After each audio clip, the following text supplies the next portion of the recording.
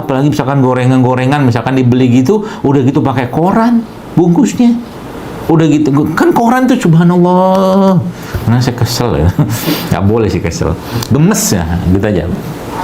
Itu Masya Allah, biasanya itu tinta itu loh.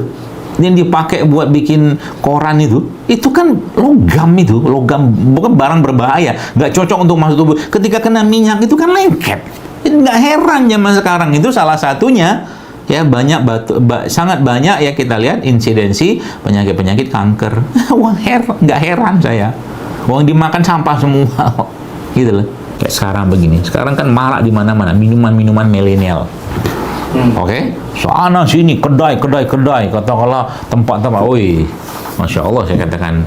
Saya tidak mendoakan. Tapi kita tinggal tunggu saja. Waliyauzubillah. Tentunya kita memohon untuk tidak terjadi. Tapi kalau dengan gaya kayak begini, itu tinggal tunggu akan terjadi endemik lagi suatu hari, mungkin berapa tahun ke depan nanti orang-orang dengan penyakit-penyakit yang berkaitan dengan gula yang tinggi, jantung yang lemah, ginjal yang lemah. Akibat apa?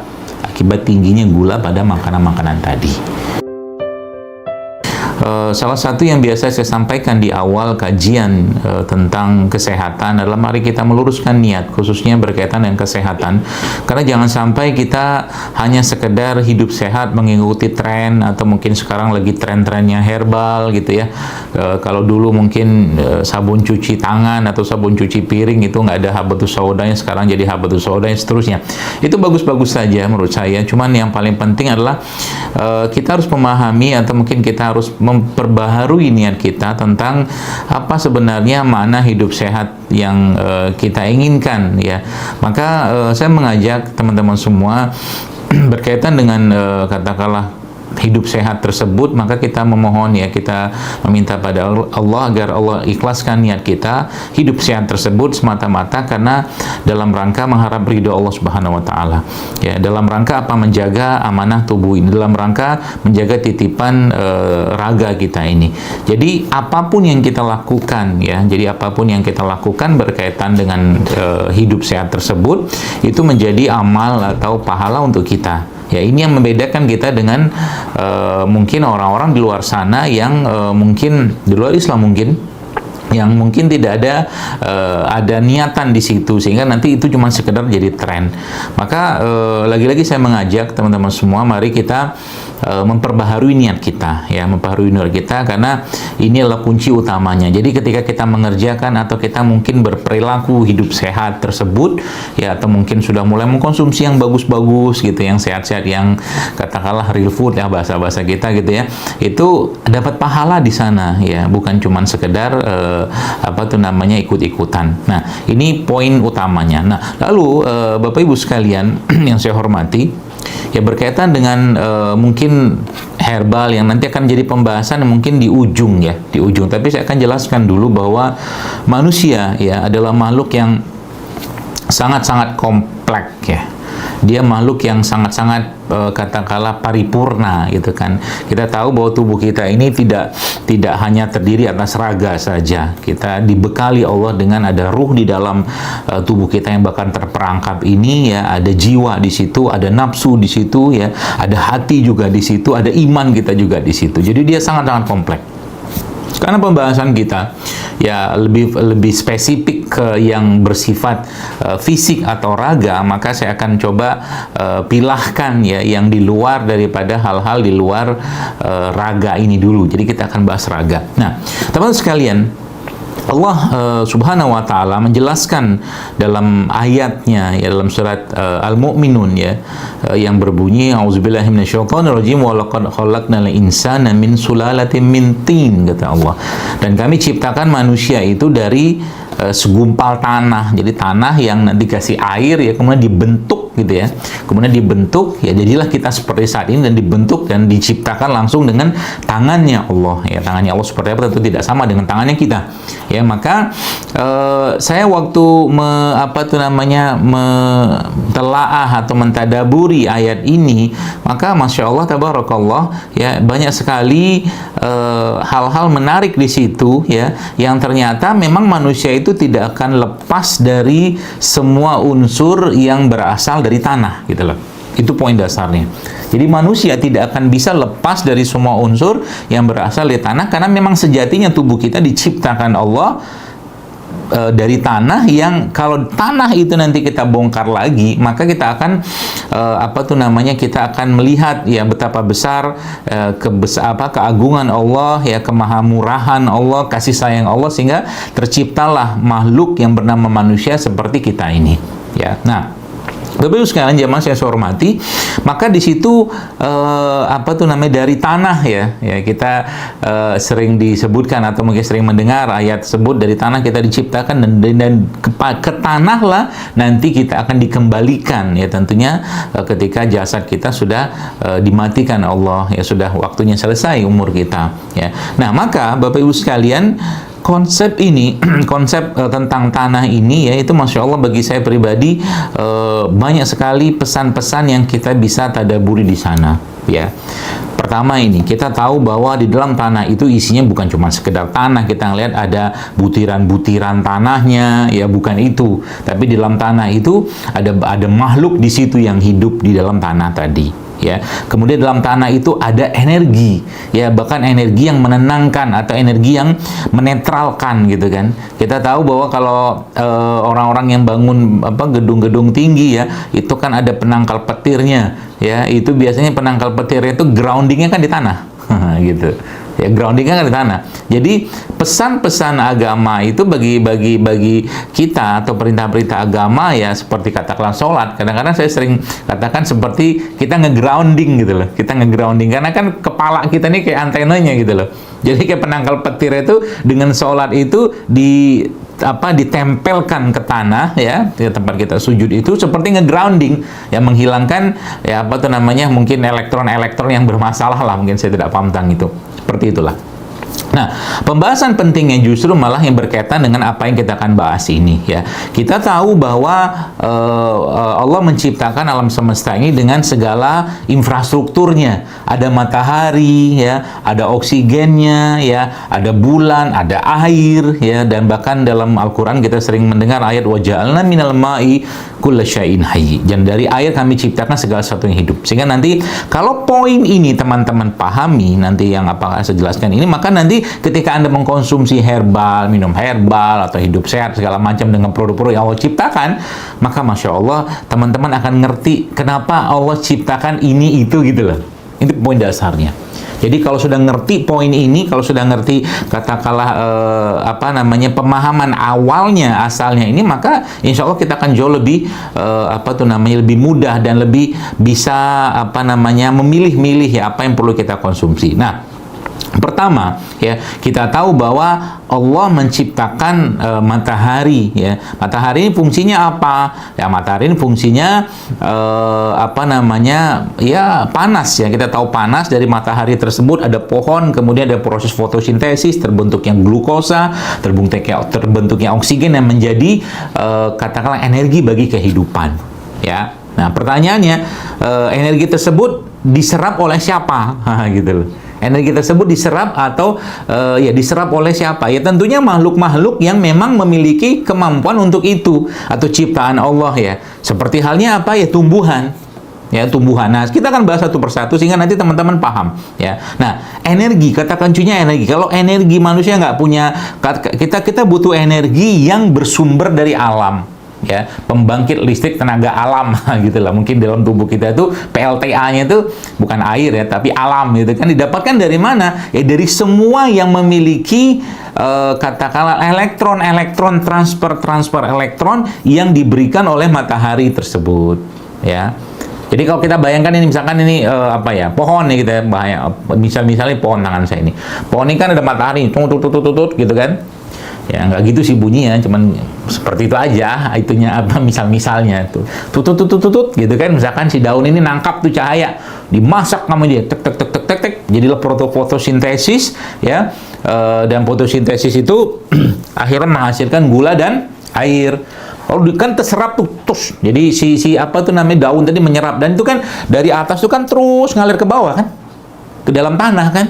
Maka dalam tanah itu ada tenaga, ada power, ada energi yang nanti dengan izin Allah, ya memang seperti itu adanya, itu akhirnya dari satu katakanlah biji buah, ya, itu akhirnya Allah tumbuhkan, ya, Allah tumbuhkan apa tuh namanya ada buah, ya, ada sayur gitu dari matahari tadi salah satunya itu. Nah, contoh begini, saya ambil contoh ini adalah alpukat. Alpukat ini kan, kalau alpukat yang benar kan nanamnya pakai biji.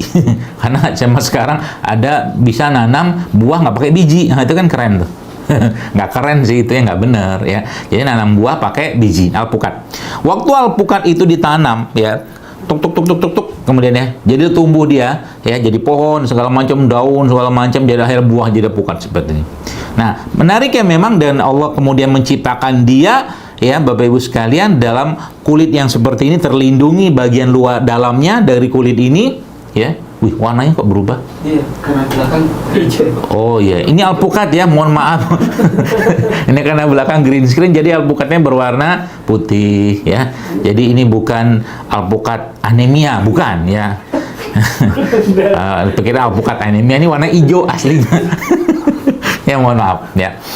Jadi Bapak Ibu sekalian, jemaah sekalian saya hormati, jadi begini ya, jadi alpukat ini ya Masya Allah, jadi jeruk jadi maunya apa nih? Sama juga ya? Oh enggak, jeruk, oh, karena sama hijau. Iya, maaf.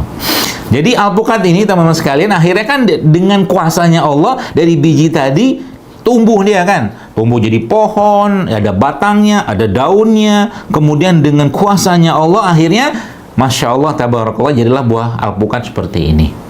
Ya, berarti, nah, kunci dasar, ya, lagi-lagi saya sampaikan, kunci dasar kalau Anda memahami atau kita memahami ini, maka sebenarnya bahasa real food itu, atau mungkin bahasa makanan sebenarnya itu, yang ditumbuh di atas tanah tadi, mendapat cahaya mataharinya Allah tadi, paling utamanya adalah untuk memberi energi buat manusia. Oke? Dari apa? Dari glukosanya, dari oksigennya. Ya, terutama energi tadi ya, energi secara umum ada glukosa yang ada dalam produk-produk yang tumbuh tadi. Jadi ini kayak alpukat kayak begini. Apakah di sini ada energinya? Ada. Cuman menariknya Bapak Ibu sekalian, ya, setiap yang Allah ciptakan itu memang suka-sukanya Allah gitu kan. Artinya apa? Alpukat sama jeruk nipis atau jeruk lemon kayak begini kan beda kandungan. Iya. Tapi dia memiliki energi. Dia memiliki tenaga. Dia kan sama-sama nih kayak jeruk melon, jeruk lemon. Nah, jeruk lemon kayak begini, ini kan sama, dia punya batang juga, dapat cahaya matahari juga, seterusnya. Sama kayak dia, cuman kandungannya berbeda. Nah, itu kita butuh ilmu. Ini fungsinya apa? Ini fungsinya apa? Tapi fungsi dasarnya adalah apa? Dia mensuplai energi bagi tubuh kita. Nah, gitu loh. Ya, dia mensuplai energi dari apa? Dari matahari tadi salah satunya, dan berbagai proses-proses yang lain. Maka kalau kita lihat begini nih, Bapak Ibu sekalian, Masya Allah, ini bukan sekedar alpukat, tapi inilah kuasa Allah yang menciptakan buah ini. Kita harus mengatakan Rabbana ma khalaqta hadza batila. Petani yang ciptakan atau mungkin menanam alpukat ini kan cuma ngandalin biji doang. Cuma ngandalin biji doang. Dicangkul sama dia, masukin tanahnya lagi, kasih pupuk segala macam, dipiara, siram-siram segala macam. Petaninya kan nggak ada men-setting pakai komputer, nanti bulan sekian jadi batang, nanti bulan sekian jadi daun, nanti bulan sekian jadi buah, kan nggak bisa. Makanya petani itu zakatnya yang lebih besar daripada zakat yang lain. Kenapa? Modal tangan doang. Gitu. Ya, modal tangan doang. Maksudnya modal tangan apa? Dia gali, dia kemudian kasih tanah, kasih pupuk gitu. Dan Allah yang menumbuhkan semua. Allah yang tumbuhkan akarnya. Allah yang tumbuhkan batangnya. Allah yang tumbuhkan daunnya. Allah yang tumbuhkan buahnya. Allah semua yang punya kerja. Allah yang jadikan dia berwarna coklat. Maka barang-barang kayak begini, Bapak Ibu sekalian, kita kalau boleh saya sarankan selalu memuji Allah. Rabbana ma khalaqta hadza batila subhanaka faqina azaban. Tidak sia-sia ya Allah Engkau ciptakan ini semua. Dan semua kandungannya sebenarnya kalau kita bicara tentang apa ya, produk yang Allah ciptakan, sebenarnya sejatinya dia semua bermanfaat. Ya, biji alpukat itu bermanfaat. Ya, cuman kita nggak lazim memakannya. Yang kita lazim makan adalah itunya, apa tuh namanya, dagingnya. Ya, nah lalu datanglah ilmu pengetahuan yang menjelaskan bahwa ternyata alpukat itu mengandung protein, dia mengandung lemak yang baik, dia mengandung serat, dia mengandung kalium, mengandung macam-macam lah yang ada pada alpukat tadi. Nah begitu. Jadi kunci utamanya atau mengandung asam amino juga sebagai salah satu unsurnya manusia. Jadi segala kebutuhan, lagi-lagi energi manusia. Jadi kalau kita bicara herbal, kita bicara barang-barang kayak begini ya, yang ini aja lebih gampang. Ya. Ini sekali lagi ini alpukat ya, ini alpukat. Alpukat yang dikasih bedak. Kalau di TV-nya gitu, ya saya hebat-hebat TV tetap aja nggak bisa nampilin alpukat. Nah, ya begitu ya. Oke. Baik. Bapak Ibu sekalian, jadi ya barang-barang kayak begini atau produk kayak begini sejatinya dia ngapain? Fungsi dia buat kita apa? Memberi tenaga, power, energi. Makanya apa? Semakin banyak manusia itu, nih kata kuncinya, mengkonsumsi produk yang Allah ciptakan dari tanah, mendapat cahaya mataharinya Allah, ya. Dan sesuai katakanlah dengan SOP-nya Allah, maka semakin bertenaga atau semakin manusia itu bisa menjalani kehidupan dengan baik. Jadi kayak sekarang itu kita disebutnya ada namanya makanan mati gitu kan. Makanan mati itu contohnya apa? Banyak Pak, Bu, banyak. Itu pinggir-pinggir jalan itu kan, yang makanan-makanan sudah olahan gitu kan, yang subhanallah ya, atau mungkin apa namanya kayak apa ya sosis-sosis, nugget-nugget, donat-donat gitu-gitu. Itu makanan halal nggak halal, cuman mati dia. Kalau bahasa dokter Hiromisinya tuh makanan mati. Kenapa? Udah nggak ada lagi enzim gitu loh, nggak ada lagi vitamin. Artinya apa? Kalau Anda ngeliatin orang yang ya lemes-lemes terus, nggak ada gairah mungkin, atau mungkin nggak ada semangat, nggak ada power gitu kan, ya salah satu kemungkinan yang bisa kita telah pada orang tadi adalah apa? Adalah kemungkinan dia tidak banyak atau lebih banyak mengkonsumsi makanan-makanan mati gitu kan, seperti itu. Nah maka kita perlu mempelajari, memahami ini sehingga nanti kapan saya harus makan alpukat gitu, kapan saya harus makan nanas, kapan saya harus makan katakanlah sayur ini saat itu gitu. Ya, tapi pada prinsipnya fungsi mereka adalah memberi tenaga. Jadi kalau kita mau hidup, ya, hidup tanda kutip, katakanlah baterai kita ini tanda kutip ya, baterai kita ini tetap nyala, Bapak Ibu sekalian, maka yang perlu kita masukkan dalam tubuh kita setiap hari adalah produk-produk makanan atau produk-produk yang diciptakan yang tumbuh di atas tanahnya Allah. Nah, ini konsep dasarnya ya. Nah, sampai sini semoga dipahami. Sehingga nanti kalau sudah Anda lihat kayak begini ya, ada kita bahas misalkan ini kan serai nih, serai ya. Serai ada powernya, ada tenaga. Ada, Pak. Ada. Jadi seperti apa ya?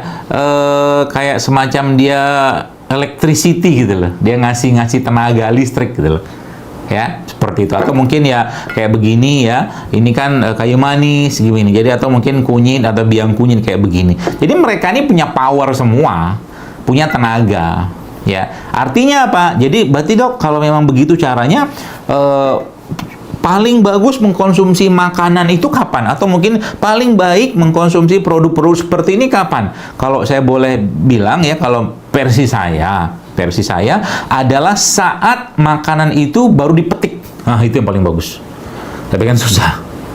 Ya, misalkan kita bicara, berarti kalau saya paling bagus konsumsi kunyit kapan? Lagi diambil dari tanah. Kan waktu di tanah itu kan dia kayak ibarat kata mah dia masih apa ya, mendapatkan suplai kehidupannya dia dari akar ya segala macam gitu kan, dari tanah gitu kan. Nah, ketika dia petik kan putus semua itu. Nah, proses itu ya, tapi maha sucinya Allah itulah luar biasanya Bu sekalian. Maha besarnya Allah ya. Anda bayangkan kalau seandainya misal nih alpukat kayak begini nih ya. Ini kan katakanlah dia di tangkainya pohonnya alpukat itu gitu kan. Tapi nggak punya kulit ini. Maka apa yang terjadi dengan alpukat ini? Yang terjadi nanti adalah dia akan teroksidasi. Maka Allah Subhanahu wa taala ketika mereka diputuskan dari sini, Bapak Ibu sekalian, ya diputuskan dari tangkai pohonnya tadi, ya, maka yang terjadi adalah Allah lindungi isi kandungan dari alpukat ini, ya.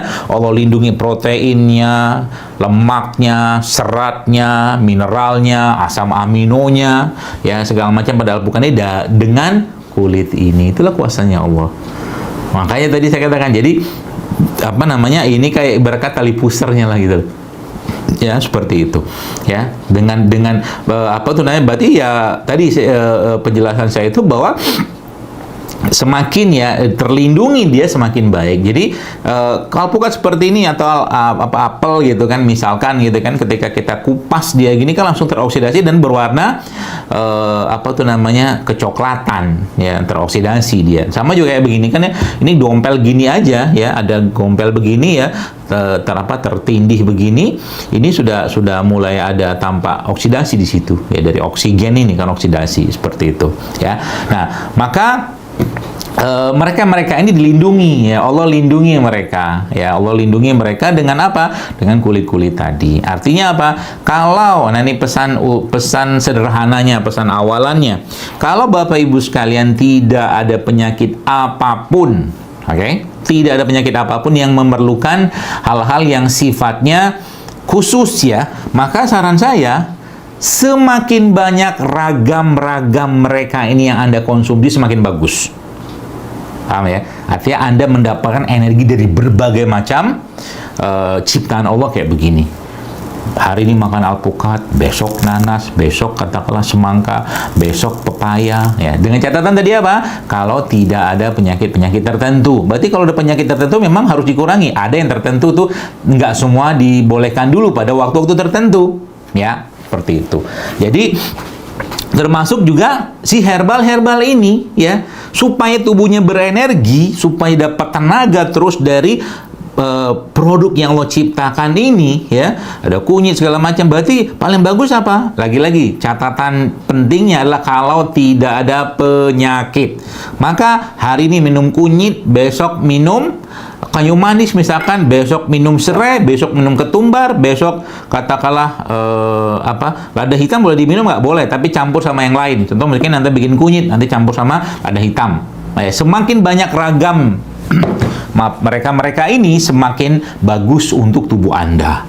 Semakin berenergi tubuh Anda, semakin bertenaga tubuh Anda. Itu kata kuncinya. Kenapa? Ya karena dari mereka adalah tenaga-tenaga itu kita bisa dapatkan. Baru nanti kita akan bahas, ya, apa tuh namanya, sebenarnya apa sih yang membuat mereka ini bermanfaat, atau mungkin apa yang membuat mereka ini bisa dijadikan solusi atau sarana atau wasilah kita untuk hidup sehat. Nah, itu nanti akan jelaskan, ya. Nah, itu apa namanya, pesan utamanya dulu, ya, tentang energi tadi. Nah, lalu Bapak Ibu sekalian, ya, dalam mereka ini akhirnya, ya, juga bukan akhirnya, Allah tanamkan atau Allah benamkan atau Allah ciptakan juga apa-apa yang menjadi kebutuhan tubuh manusia.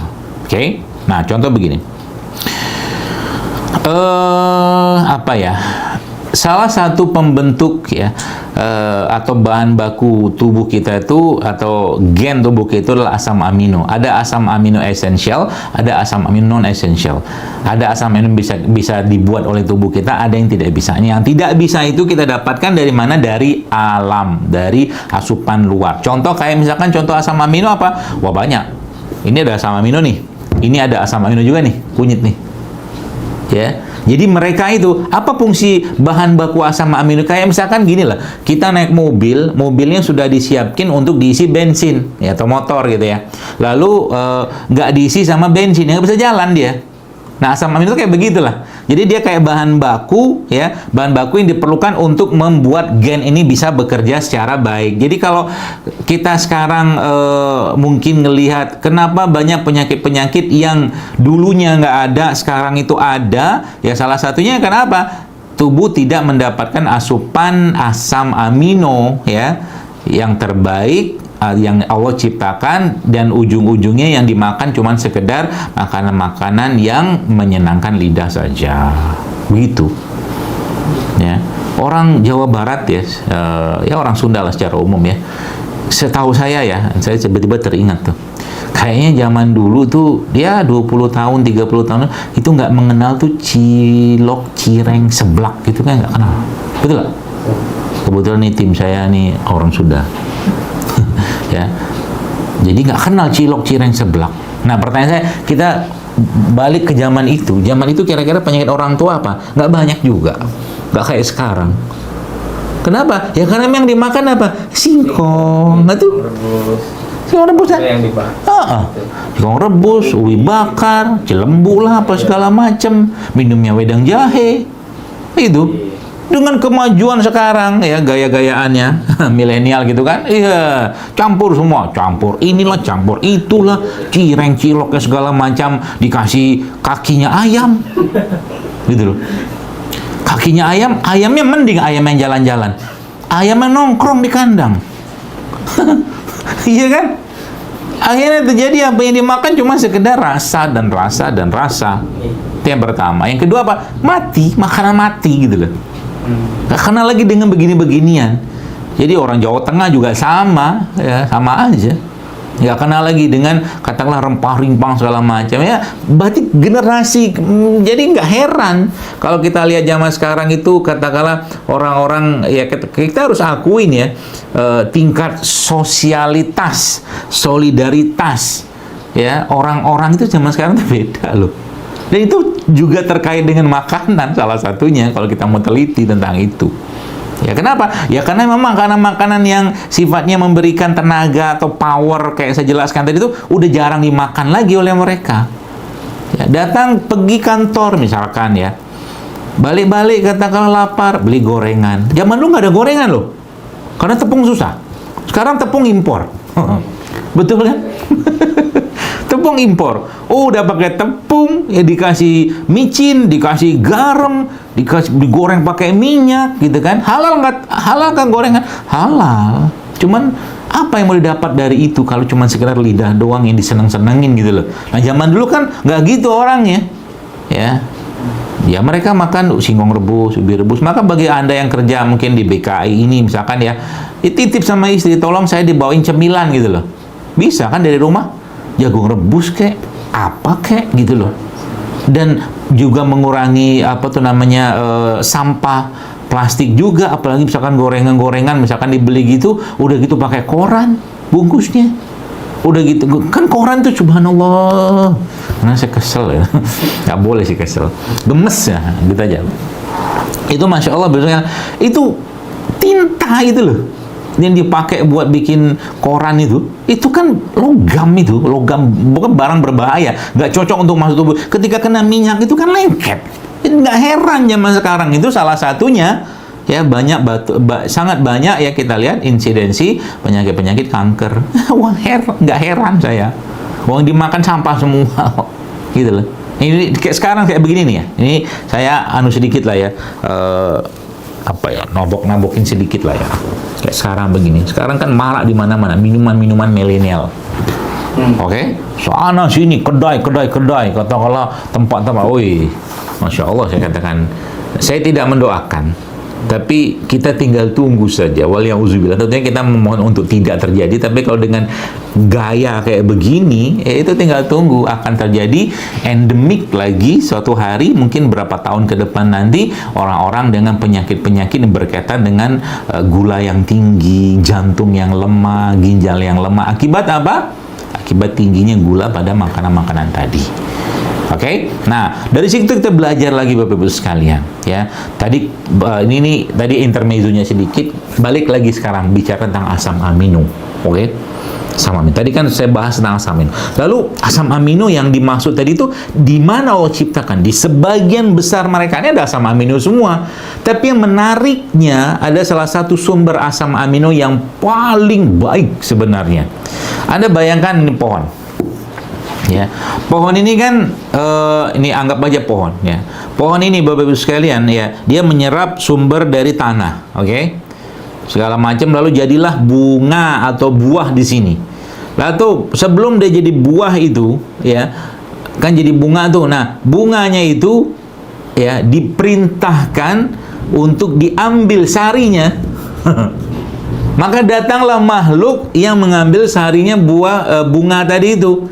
Yang makhluk tersebut bernama lebah. Oke?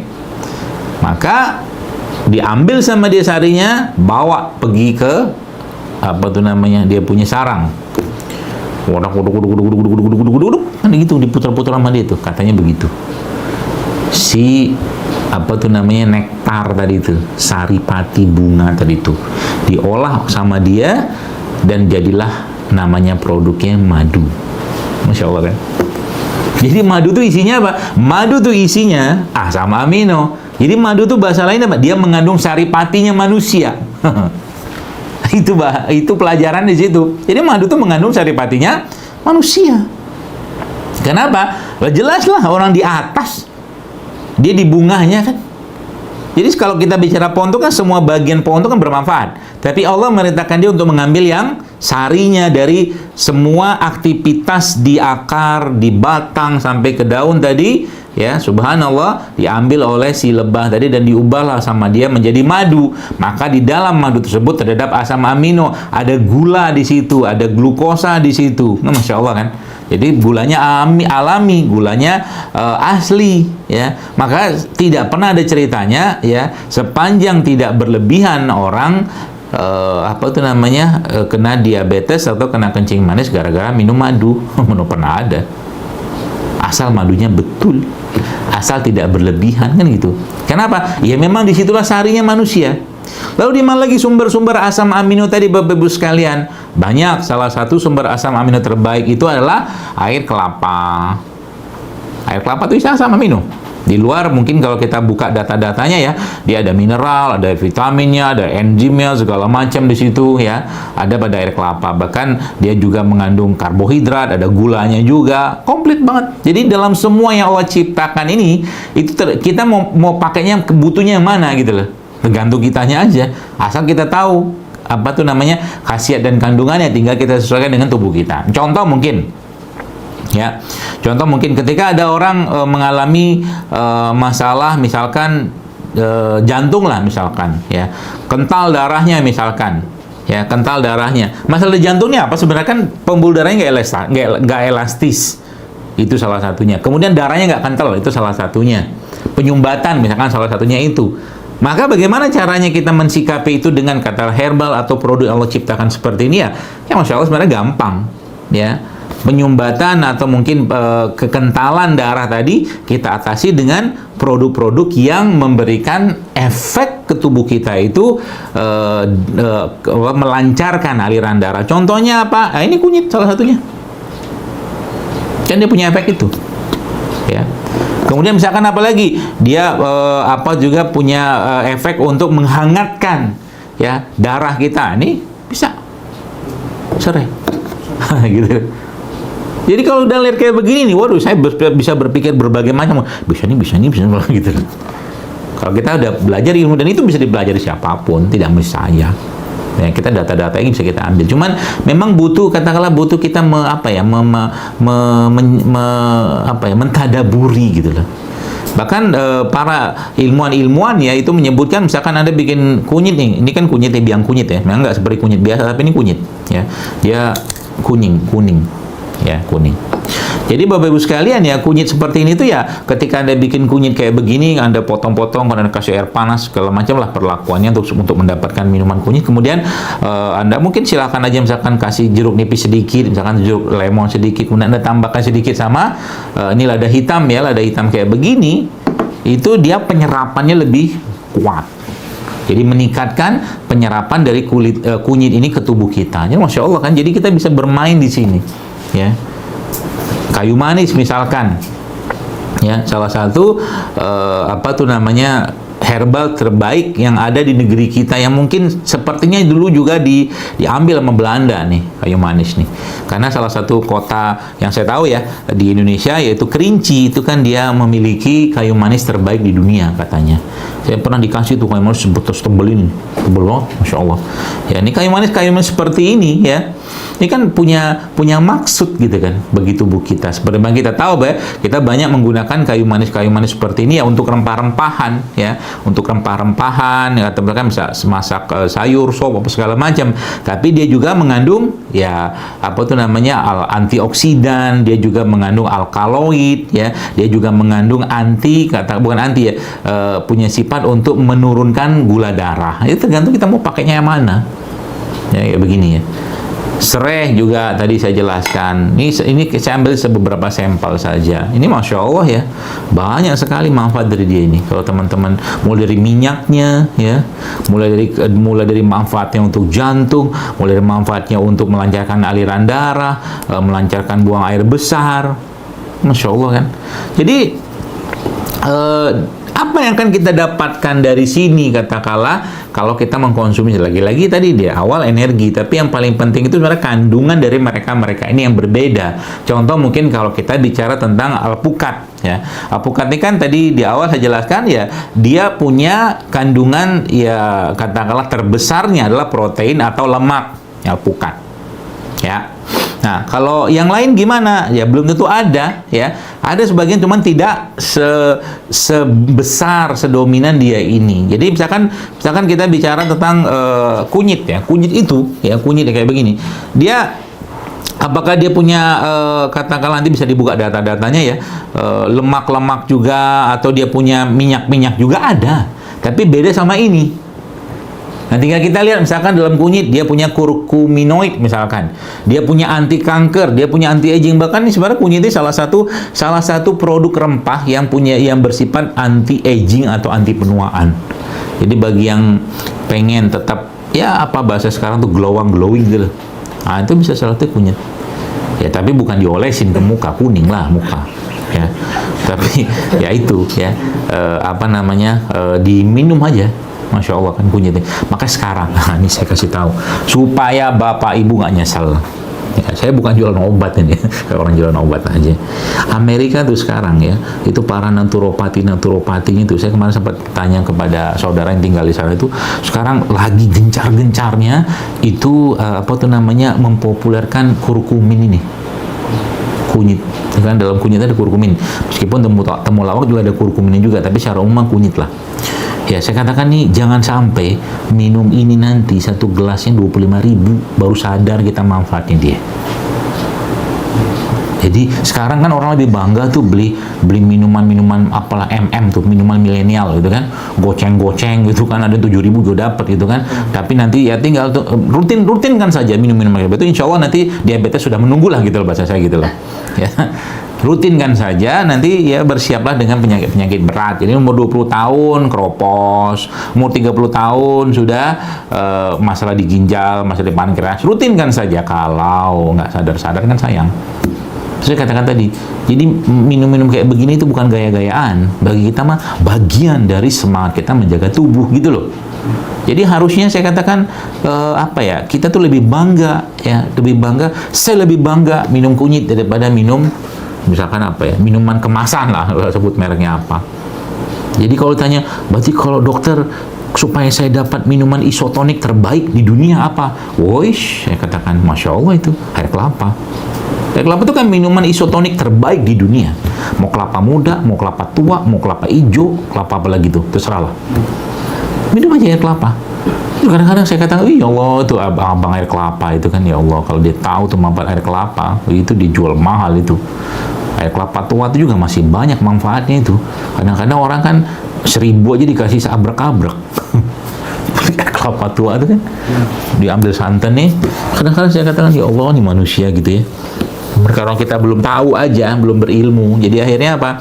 Buang-buang santannya. Santan tuh bagus, kelapa tuh bagus, santannya bagus ya. Tapi ketika dipanaskan rusak dia. Maka saya katakan ya kalau yang suka kopi, daripada kopinya Anda pakai dairy ya, produk-produk susu ya dari sapi yang tidak ketemu matahari, jarang ketemu sama temennya, jarang ngobrol sama temennya, jarang nginjak rumput, udah pakai kelapa santan aja. Kopi campur santan, enak kok, bisa dibikin tuh, gitu loh. seperti itu, dan jauh lebih sehat. Makanya orang-orang yang tahu ya ilmu ini tuh kadang-kadang mereka minum kopi itu bahkan pakai lemak dari sapi namanya ghee. Nah, jadi lemak dari sapi campur sama ghee itu biar kopinya strong, kuat, kasih tenaga. Karena lemak tuh bagus. Jadi santan kan isinya lemak. Nah, itu ya seperti itu. Nah, jadi Bapak Ibu sekalian sampai jam berapa ya? Sampai itu secukupnya. Sampai baterai saya habis. Baik, jadi Bapak Ibu sekalian, ya, jadi mereka ini punya fungsi yang berbeda. Mereka punya fungsi yang berbeda, ya. Jadi kalau tadi saya membahas tentang misalkan apa tuh namanya kunyit, ya. Kunyit itu salah satu herbal yang sangat luar biasa, ya. Dengan mungkin seingat saya itu ada lebih dari 30-an jenis bahan aktif yang ada pada kunyit itu. Ya, nah tapi saya katakan tadi ya karena pola makan manusia modern zaman sekarang itu cenderung beragam, jarang yang makannya makan sederhana dan tunggal, maka penyakitnya pun itu cenderungnya itu beragam. Maka bagi Anda yang mulai mempraktekkan, jadi bagi bapak-bapak yang menyaksikan video ini ya, atau ibu-ibu yang punya suami bekerja gitu kan, nah coba disanguin pagi-pagi itu suami atau istrinya tersebut itu dengan minuman-minuman rempah atau rimpang. Gampang banget bikinnya, kayak gini kan tinggal dikupas. Kadang-kadang saya malah nggak kupas, ya bersihin aja sampai bersih banget gitu kan. Ya, karena emang kulit itu punya manfaat juga sebenarnya. Ya, tapi kalau mau kupasnya dikerok-kerok pakai sendok gitu kan. Potong. Kasih ini serai misalkan, ya. Kasih serai misalkan, udah kasih air panas, masukin tumbler buat minuman Abi pergi kantor. Kan keren tuh. 3 bulan si Abinya minum, udah makin berseri wajahnya. Ibunya juga minum, Masya Allah. Karena emang mereka ini memang punya sebagian besar ya kandungan mereka tuh antioksidan, anti kanker, segala macam. Seperti itulah. Nah, tapi tadi saya katakan karena memang pola makan kita yang memang tidak cuman satu jenis makanan, ya, maka kita perlu menggabungkan, ya. Nah, ini ilmunya di sini yang saya dapatkan ya. Memang ilmu ini memang ilmu bukan ilmu yang didapatkan di bangku kuliah, tapi bisa teman-teman praktekkan. Contoh begini. Kalau Bapak Ibu lihat ini ya. Ini apa ini? Ini kunyit kan. Kunyit ini tumbuhnya kan dia punya umbi ini kan tumbuhnya kan di bawah tanah. Ya. Tumbuh di bawah tanah. Lalu ada misalkan kayu manis lah. Nah, kayu manis ini kan misalnya ya, atau mungkin serai juga bisa. Serai kan di atas nih. Serai lah. Ini tumbuhnya di bawah tanah, umbinya ini kan di atas tanah. Ya. Nah, dari yang saya pelajari ya dari guru-guru saya tersebut dia mengatakan bahwa emang mereka ini ya ketika mereka hidup di bawah tanah itu ya bakteri yang ada di sini itu berbeda. Ya, kalau kita bahas dari sudut pandang bakteri, ya, yang ini, ya, berbeda juga, sehingga nanti apa polanya? Polanya satu yang tumbuh di bawah, satu yang tumbuh di atas, nah gitu loh, paham ya? Satu yang tumbuh di bawah, satu yang tumbuh di atas. Jadi misalkan kunyit nih, udah Anda iris, tambahkan serai, boleh. Kemudian kunyit, misalkan ada tambahkan jeruk nipis, boleh. Ini kan di atas nih, gitu.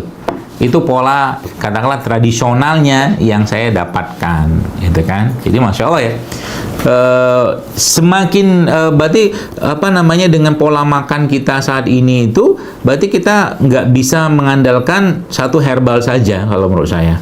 Ya, jadi memang perlu di-combine ya 2 minimal lah. Ya 3 atau 4 lebih baik, nggak masalah. Cuman tadi komposisinya sebagian di bawah, sebagian di atas, gitu kan. Ya, sebagian di bawah, sebagian di atas, seperti itu. Nah, termasuk juga ya Bapak Ibu sekalian, sebelum saya jelaskan, nanti dia ngambek lagi nih. Ini beliau satu ini nih. Ini namanya tempe. Ya, ini Masya Allah. Saya lagi belajar lagi tentang tempe ini, jadi saya makin kagum dengan tempe. Kenapa? Ada salah satu vitamin ya. Ini kan termasuk ya juga kan herbal juga lah, kedelai gitu loh. Tapi kan difermentasi ya, dibikin ragi segala macam seperti itu. Jadi ada satu vitamin yaitu vitamin B12 yang vitamin ini adanya pada hewan aslinya. Tapi ketika difermentasi kedelai ini dengan ragi gitu ya, itu akhirnya dalam tempe ini ada vitamin B12. Itu dasarnya tempe. Jadi dalam tempe ini ada vitamin yang satu-satunya produk nabati yang mengandung vitamin yang ada di produk hewannya tempe ini. Nah, itu. Jadi makan tempe pertanyaan paling baik atau paling enak diapain? Ya terserah sih. Tapi kalau saya katakan ya sayang kalau digoreng, ada minyak lagi kan. Makannya begini. Misalkan kayak begini, bismillah. Ini tempe sehat. Misal. Atau dicocolin pakai madu. Atau dicocolin pakai sambal. Asal pembuatannya higienis nggak ada masalah. Tapi kalau Anda mau goreng silakan aja. Ya, nggak masalah. Silakan aja kalau mau digoreng. Tapi kalau saya katakan goreng kan dapat minyak lagi. Masuk lagi minyak ke badan. Apalagi minyak biasanya pada tempe itu kan nggak pakai tempe pinggir jalan ya, udah minyaknya digoreng berkali-kali gitu loh. Nah, ini salah satu. Jadi caranya kita ya mengoptimalisasi produk-produk yang ada di sekitar kita, terutama Indonesia ini ya. Jadi kalau saya katakan kalau penduduk negeri ini ya dari berapa 200 juta lah misalkan sekarang, mungkin lah ya. Ini ya 50 juta aja tiap hari itu minum rempah atau rimpang. Masya Allah, dahsyat banget efeknya. Coba aja lihat. Karena emang apa?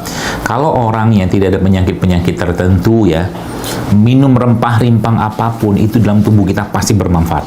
Ini itunya, quote-nya. Jadi kalau tidak ada penyakit apapun, udah semakin banyak jenisnya yang Anda makan, yang dalam tentunya dan tidak berlebihan, itu bagus bagi tubuh Anda. Ya. Jadi dokter menganjurkan, atau misalkan saya menganjurkan berarti hari minum jahe, silakan aja minum jahe. 2 hari, 3 hari minum jahe, nanti habis itu minum apa? Kunyit lagi. Tapi ingat tadi prinsipnya, ya, jangan tunggal dia. Yang pertama, yang kedua, campurkan atas sama bawah. Ya, seperti itu. Dan makan makanan seperti ini, jangan banyak diolahnya. Contoh begini, dok, Masya Allah, Alhamdulillah saya sudah mulai mengikuti, misalkan, perkataan dokter, apa itu? Saya makan alpukat, saya beli jus alpukat. Oh iya, saya bilang, oh Masya Allah, saya bilang, waktu saya lihat itu Masya Allah itu ya, dia memang abangnya memang sederhana mungkin katanya. Jadi alpukat itu cuma 1 sendok, sisanya air sama susu. Nah itu yang nggak benar, ya. Jadi mulai makan kayak begini, potong, ini belum matang sih, ini baru saya beli kemarin, ya. Harganya lumayan, tapi, nah ini ada motivasi. Jadi kalau kita sesuatu misalkan, hidup sehat tuh mahal ya, oke. Katakanlah memang mahal, silakanlah mahal. Tapi ya maksud saya begini, ada seorang yang pernah bertanya kepada Nabi SAW, ya Rasulullah, kalau saya punya uang 1 dinar, kata dia, kemana aku harus sedekahkan uang tersebut? Nabi bilang apa? Nabi bilang, sedekahkanlah untuk dirimu sendiri. Paham maksudnya? Maksudnya begini, kalau Anda punya uang dan cukup uang dan memaksakan diri untuk memberi yang terbaik untuk tubuh Anda, itu dianggap sedekah. Paham ya? Jadi jangan pelit sama diri kita. Kadang-kadang orang tuh kalau ngomong sedikit tentang ini segala macam, tidak sadar dia beli misalkan nasi yang nasi lah secara umum gitu kan, yang miskin serat, miskin vitamin segala macam lah gitu kan, ya 15.000 juga. Ya, padahal kalau dia misalkan mulai berkenalan dengan mereka ini, itu Masya Allah, ya. Ya, jauh lebih baik sebenarnya, ya. Bukan nggak boleh makan yang nasi-nasi segala macam, silakan saja. Tapi maksud saya itu, mari kita azamkan diri kita untuk melakukan ini memang karena mengharap ridho Allah. Nah, seperti itu. Jadi bukan itu yang saya maksud. Ya, 1 kerok isinya air, gula, sama susu apa, sekarang bukan susu malah kental manis katanya. Ya, tapi yang saya maksud itu Anda belah ini. Itu yang bisa saya kerjakan. Belah ini, udah ambil bijinya, kalau mau tanam silakan, udah makan gitu aja. Mulai belajar rasa asli makanan. Itu untuk menghilangkan si pengganggu dari penyedap rasa itu kerjaan dia gitu. Ya. Ya orang-orang yang bikin makanan itu kan ya nggak peduli dengan apa yang mereka buat, yang penting laku kan gitu kan. Emang kalau kita jadi apa tuh namanya sakit atau apa mereka peduli ya enggak? Nggak ada. Uang sudah aman kok gitu. Kita nggak usah ngurusin mereka, urusin di sini.